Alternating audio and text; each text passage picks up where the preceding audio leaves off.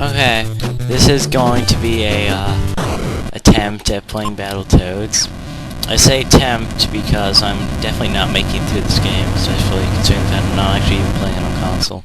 If I were playing this on console, this would be a complete run through the game. So I'm going to take the warp just because. I mean, I'm pretty good at the bird one-up, but it really wouldn't be much of a challenge if I did the bird one-up, now would it? Done. So, this is considered by some to be the hardest game ever made. I highly doubt it. Well, I mean, I can say that because I've beat this game, but I mean, to someone who hasn't, it might be.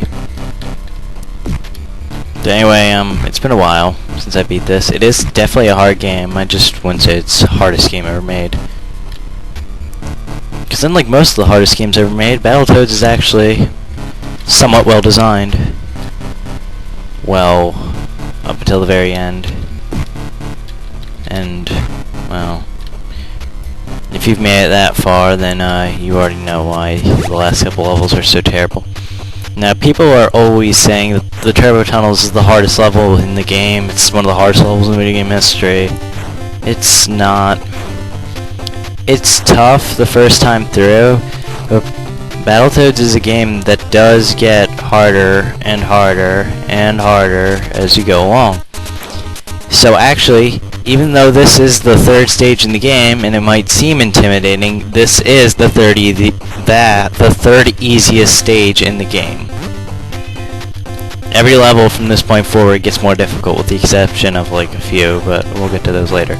This is by no means a short game. This is, for NES, a hard NES game is usually about 4 or 5 levels. Battletoads is 12. Significantly longer than most hard NES games. It's also a very fun game, it gives you a lot of variety. But I will admit one thing about the Turbo Tunnels is that it is complete bullshit. Excuse my language. It's complete BS going through this level the first time you ever play it, because you won't know where anything is.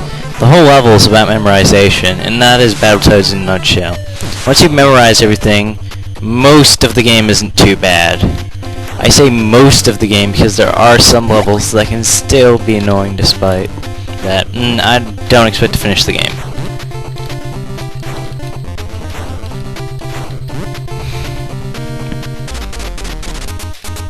So yeah, I don't have a lot more left to say about this level. I mean, it's an infamous part of gaming history, but it's not really that hard. Well, up until you get to here. This is probably, well, this is in my opinion the hardest part of the stage. 2, 3, 4, 5. Well, actually no, I might be wrong. This is probably the hardest part of the stage. 1, 2, 3. If it weren't for the fact I was playing on a PS3 controller instead of a NES controller, I wouldn't have gone for the warp there, but I'm just not very good at doing those fast walls on a PS3 controller. I'm much better doing them on the original NES controller. Oh, jeez. Well, that's not good if I waste one of my 2 hits there. Up. First death. Usually I don't die that early. This is not a good run for me. So, yeah. Stuff.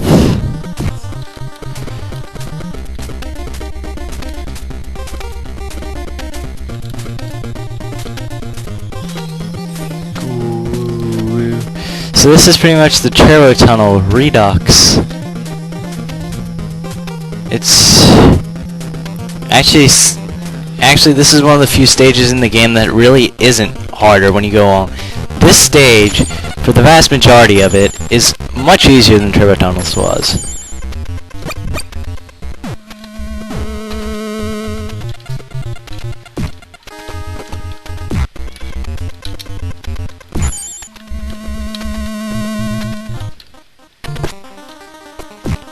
Aw, I messed up killing that guy with a boot kick. Oh well. Yeah. And, you might...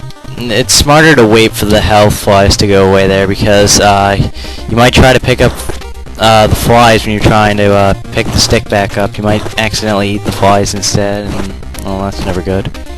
So yeah, this boss ain't too bad if you can get him into a loop like this. It's kind of hard to set up. I got pretty lucky. Big Blag's pretty random. Whether he's actually going to cooperate with you and get into the loop immediately or not is completely random. And this last section here is probably one of the hardest sections of the whole entire game. These mines, no matter how many times you play it, are never set in stone. These mines will be different every single time you play the game. They are randomly generated.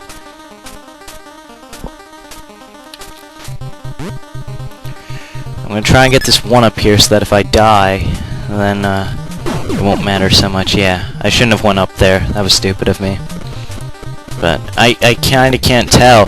These mines have a really weird hitbox, and sometimes they're just set up in a way that'll kill you.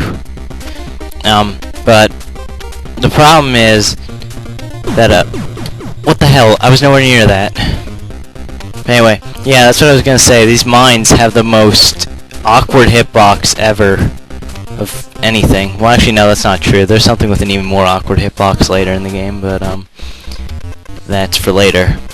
Anyway, these mines have like the most awkward hitbox ever because like their vertical hitbox is not so bad, but their up and down hitbox is gigantic. I'm almost thinking of just pausing like every once in a while to make sure not to go up and stuff like that, but that would be cheating, and yeah, I couldn't have done that without getting killed because I would have missed the ramp otherwise. I had to go up there and I hit the mine, and this is taking forever. I should be cutting this stuff out. Why am I not cutting this out? Oh yeah, because I want to show you the duration of just how annoying this can be. Like when I was going back and doing all those videos of Battletoads stuff, like, you would not be able to imagine how many times I had to redo those videos to actually get those tricks to work. I mean, some of them I just got by complete accident, like in one try, and then others, damn it, I could never get. And I'm really sucking right now. Like, the mines have never taken me this many tries. I'm gonna need to just shut up for a few seconds and try and do this.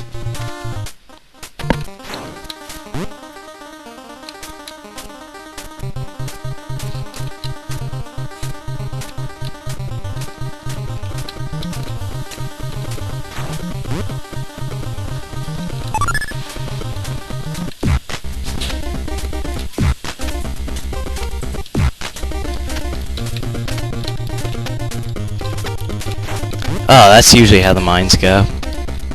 For me. Now let's see if I can set this up right. There we go. I think I set it up right. There we go. That's fun to do. Anyway. Next stage is Karna Slayer, the hardest level in the game if it's your first time playing, because you'll never know where these snakes are going to appear. But, because I'm taking the warp, it won't be so bad.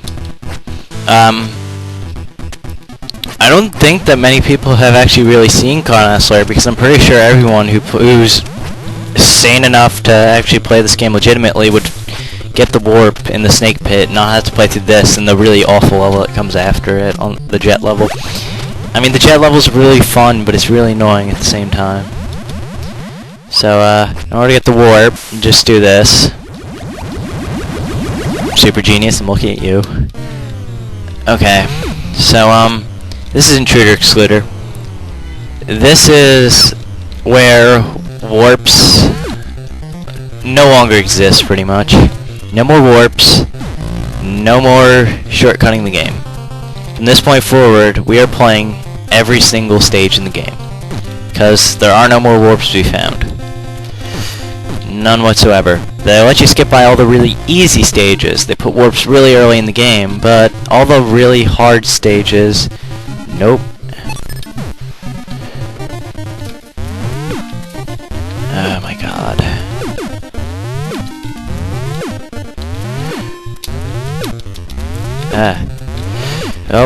Oh, made it past the good with no stick. That takes a bit of luck. Hex. I wish I would have gotten a stick, because it makes this level so easy. Like, you'd be surprised. This becomes one of the easiest stages in the game if you have the stick. If you don't, this stage is a bit annoying. Well, it's not really even annoying per se. It's like when you're right here on these small platforms and you're jumping up, you might accidentally you might tap it once, but for some reason the game will act like you double tapped. It's weird and it's an annoying and cheap way to die. Because the sprinting is probably one of the most sensitive things, and it becomes extremely apparent here in this level with all these tiny platforms and stuff like that you need to platform on. I would say that platforming definitely is not this game's strong suit, and there's only one other stage in the game that is a vertical ascending stage like this, but we'll get to that later. Okay, let's see if I can get past these fans on my first try.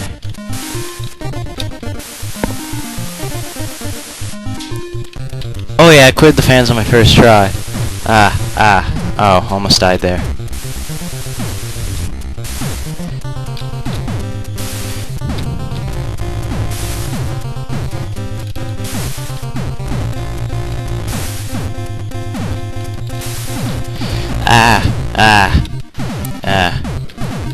No, that was not good. That was bad. Oh, I was gonna try and set up a glitch, and it was almost set up perfectly. Oh well. This is the hardest boss in the whole game, Robomanus, and I just died in a really retarded way. That seems to be this game's strong suit, just killing you in the stupidest way as possible. Anyway, you can actually get killed by that boss spawn-in, which if you've seen one of my earlier videos, I do show that. No! Why?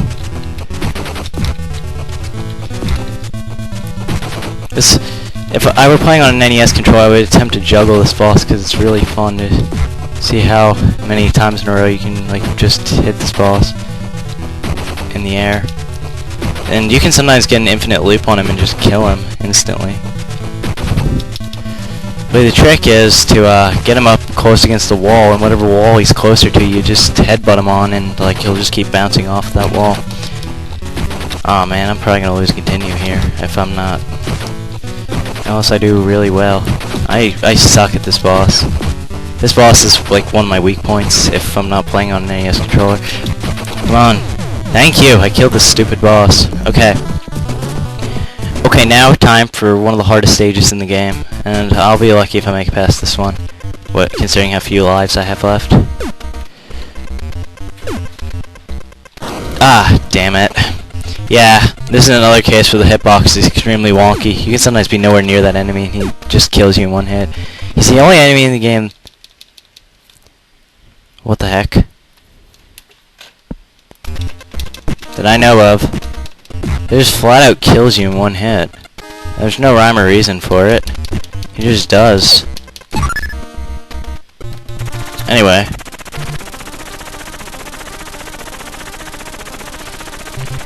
This is one of the last times the game shows any sort of, this is the last stage in the game that does not have a boss.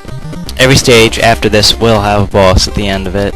I don't know why they decided to stick all the bosses in at the end of the game, in the last quarter of the game, but they did. And you have to sit through them. And they're all pretty terribly programmed, but we'll get to that later.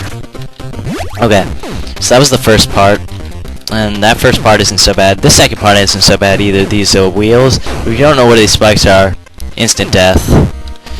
You have to play them. I mean, they're in easy to guess spots, but I mean, still, your first time playing, you might not guess they're there for some reason. And the first time I played it, I avoided those spikes with no problem, but I've seen people who get hit by them on their first time playing the game. And that's the third one. And now this fourth one can either be the easiest or the most annoying. Let's see here.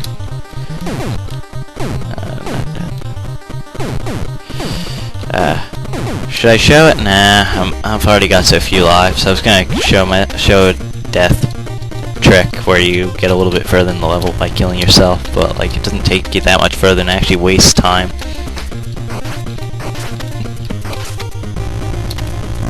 Ah, damn it. Alright, one life. Let's see how far I can get in Terror Tubes with one life.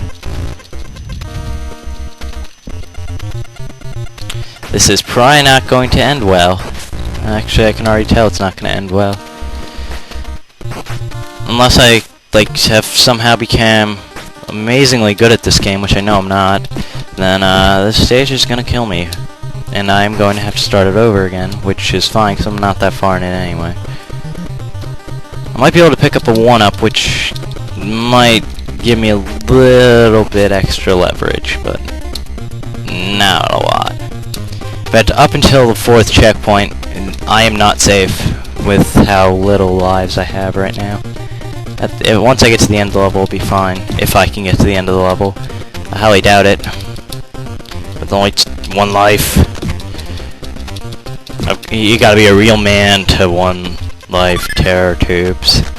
Terra tubes, not terror tubes. Why'd I say it like that? Whatever. Okay. So this is the first of the 2 water wheels. This one isn't as bad. Easy way to make it past them is to punch the air so that then, like, you can float above. There's a trick to go under and over the water wheel so that you don't have to actually worry about it squashing you, but it's very hard to pull off, and you'll probably lose more lives than you'll save by doing it, so I'm just gonna do it the way it was intended. Oh, I got down the first try. I'm surprised. That jump is usually the hardest part of that wheel. And I got on the first try. That is beautiful. There are only 2 water wheels, unlike the land where there were 4. So it's not too long of a section, and actually we're approaching the last checkpoint, so now I don't have to worry about my lives anymore, because as long as I keep getting that 1-up, I'll never run out of lives. Okay. 3 lives isn't going to be very helpful for the next stage. The next stage is pretty frickin' annoying, but I might be able to do it. I might be able to manage with 3 lives. I certainly can't manage the stage after that with only 3 lives, because this controller is absolutely horrible and my keyboard is atrocious. The keyboard I use is atrocious and does not like clinger wingers at all. Okay. So I'm going to try and kill the fish here, because if I do that, I can make this section so much easier. Or at least if I can kill the shark. The shark's the more annoying one. The fish can sometimes just float off into like his own little world. But this shark will harass you no matter what, and he takes 6 hits. Yeah, that's something kind of funny. The sharks take varying amounts of hits. The first 2 you encounter take 2 hits. The one that you encounter before the 1-up, at this checkpoint takes 8 hits, and the one that I just killed there takes 6. But you really only need to kill that one. That one is the only one that's really annoying. The 2 that I killed, or I didn't even kill them. You should kill them because sometimes they can make getting that 1-up really annoying. And I'm surprised I made it past the whole hard part of terror tubes in 1 life. That is good. But it's not going to help me any against this abomination of a level. This is the rat race. I dread this level. This is my least favorite level in the whole game, and I will tell you why. This level is significantly easier than terror tubes for the first 2/3, and then it becomes a gigantic PIA.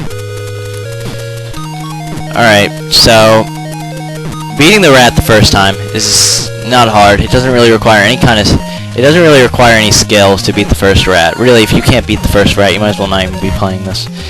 I say that as I almost die. And I just went through the 4. Nice. Classy game. Alright, second rat. Something I should point out here that a lot of people seem to not know. You don't need a double tap, or well, no, more people know it now, but a while back people didn't seem to really know. You don't ever need to double tap in Rat Race. As long as you're holding the control stick, or the D-pad in this case, you will always sprint. You will automatically sprint in this level. This is the only level with automatic sprint. And that's probably a good thing. If the game actually had automatic sprint, that'd be really freaking annoying. I missed the rat. I was trying to kill the rat there, because then I won't have to do this god-awful third rat. This third rat is quite possibly the hardest part of the whole game. No matter how good, I don't care how good you are at Battletoads, this third rat will wreck you.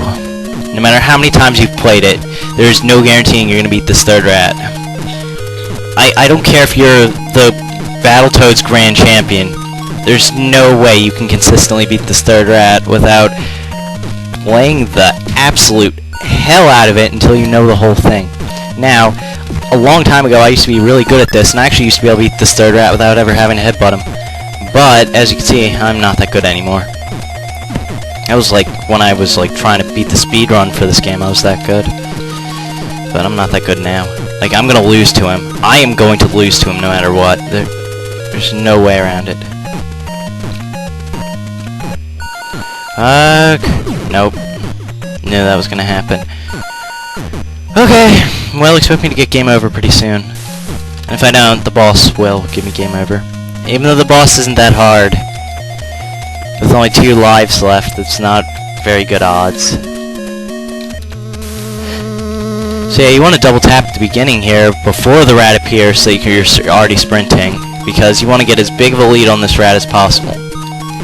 Like, if you can get a big enough lead, you'll be able to hit him at the top there, and then you won't have to really worry about him much. That's the best way I've found. But even then, you'll still have to headbutt him occasionally unless you were fast enough, which I already know I wasn't. You have to do the whole course perfectly to not have to headbutt him after that. Like, I didn't do it well enough there. Like, he's gonna catch up soon. Boom. Boom. Boom. Boom. There we go, I got him. I think I've won at this point. Or I might lose. Nope, I won. Sometimes what'll happen is the rat will get stuck, and then you'll never be able to progress. Oh, that was stupid of me. There we go.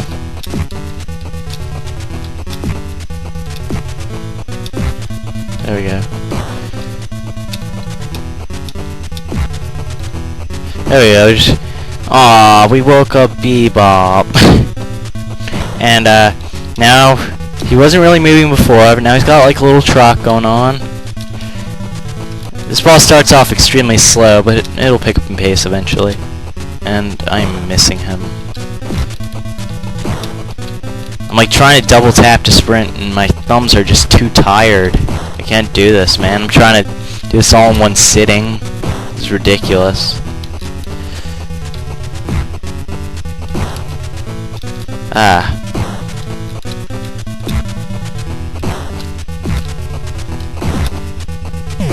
Ah, I lost a life.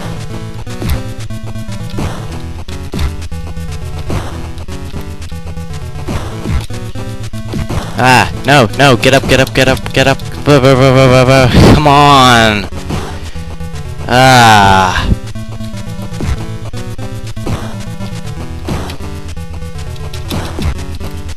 There we go. Oh yeah, right, that's my strategy for this, is to just jump and do that. Jump and do that. Jump. One more. One more, yeah! I beat it. Alright, I got it all the way up to Clearing Winger in 1 life. I mean, not in 1 life, in 1 continue. It's not too bad.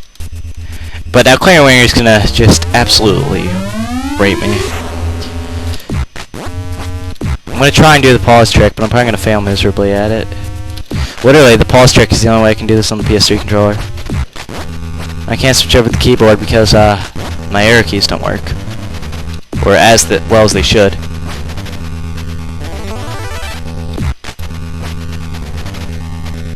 Well, I'm pretty far ahead of him. Shouldn't have said that.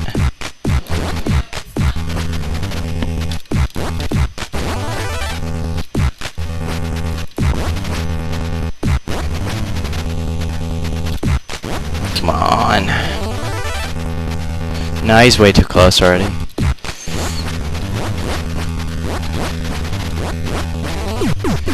My controller just stopped reacting for some reason. I'm gonna give my thumb a rest for a second here.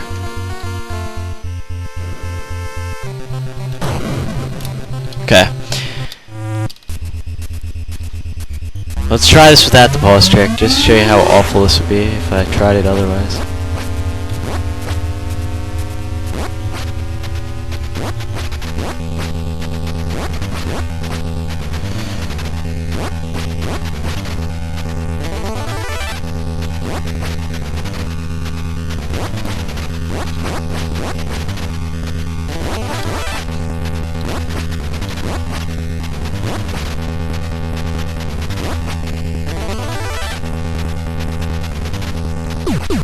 Yep. Happens every time. Every frickin' time without fail.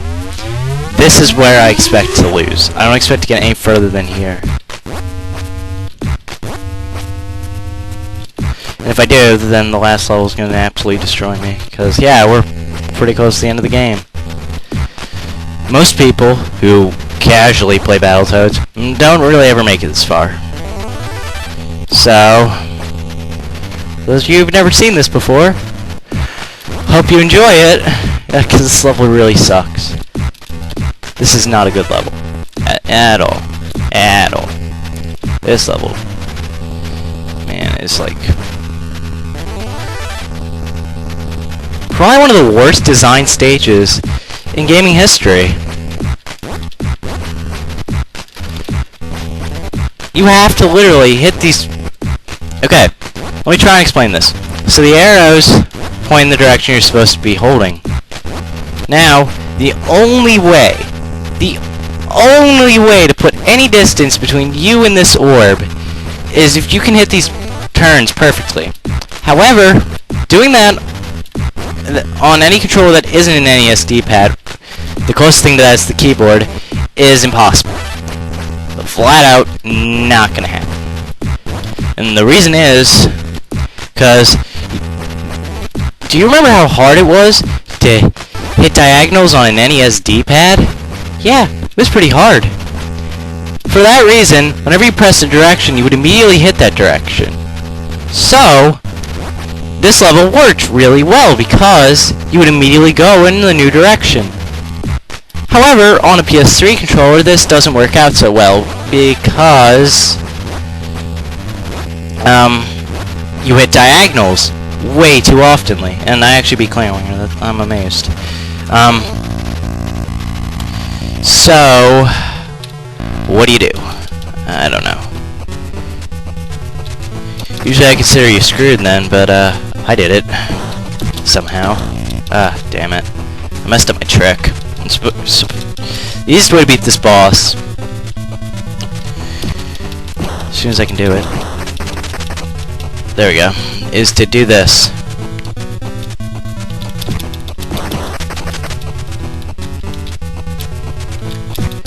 Hit him into this corner, and just do this over and over and over again until, hopefully, he dies. He might get out of the loop, and if he does, then that'll be quite pestersome.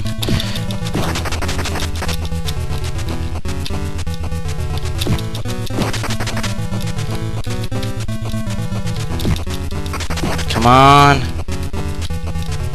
Almost got him.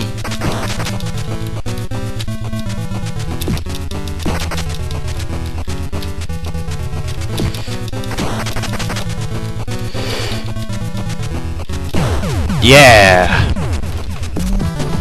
Oh my god. My thumbs are on fire.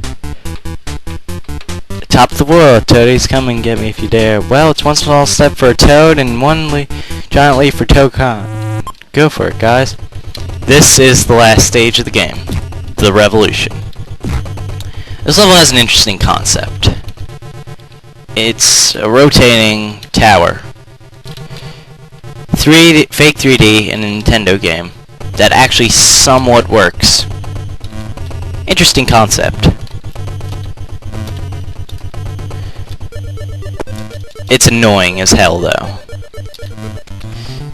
Anything that doesn't instantly kill you will take out a third of your life. Flat out, no more, no less. 3 hits, you're dead. Unless it insta-kills you. We'll be seeing a few of those instant death enemies later in this level, but if I ever get that far.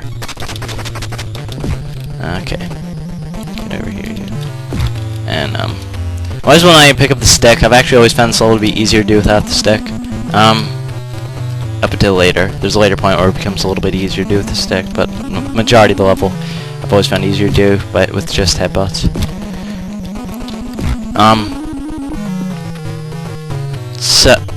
But this level is really annoying. There are 2 checkpoints in this stage, and only 2. This is a really long level.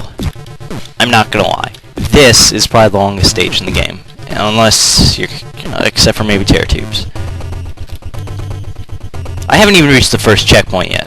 If if you want to know how far the checkpoint is. I'm close to the first checkpoint because I've reached this green cloud, but he's probably going to destroy me anyway, so it doesn't really matter. Yep, told you.